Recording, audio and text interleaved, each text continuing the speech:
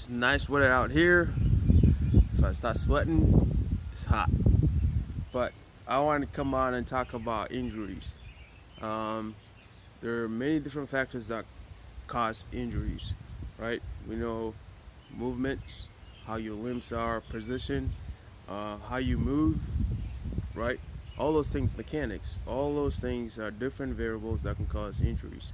So when it comes to injuries, for example, let's talk about a hamstring injury.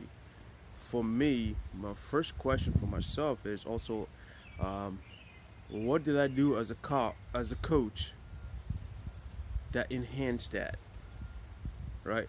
So that we can find a result. I'm just not gonna watch the athlete. I'm like, you did this, you did that. But as a coach, what kind of adjustments am I making to make sure that athletes stay healthy, right? Now, it's an inevitable thing for me to stop. If my athlete does not get the rest that they need, if they're not eating well, all those things play a factor, and those things are out of my control. But what I can do is, during practice, I can have an impact on the load. I can have impact on the intensity. All those things matter when it comes to injuries. So injuries is just not necessarily just the movements, but as a coach, are you making progress in the movements that they're making that will help them hopefully and mechanically run the way they're supposed to or perform the way they're supposed to as an athlete.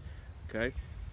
So for me as a coach, that's what goes through my mind when we have an injury. Okay, what can I do in our volume or in our intensity in order for us and the load that we have in order for us not to have the same injury? Me myself right now, I still do workouts, so I'm dealing with a little bit of a hamstring strain. So what I've done is I dial back on the sprinting that I do. I'll do my regular warm-ups that I usually do, because this is the best thing that you can do when you get injured. Not doing anything is way worse than actually doing something, right? So for me, if we come to practice, even if we're just walking without any pain, great. If we're just uh, slightly building up with no pain, that is way better than not doing anything at all.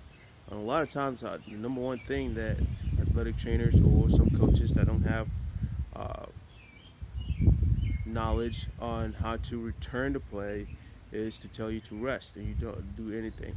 Um, Now, everybody to their own, but for me personally, what I've had and what I have done with a lot of athletes that have been injured is movement is key, and I've learned that from coaches that I have talked to that have coach at the highest level that you can think of. Um, so for me, I'll give for example, I have an athlete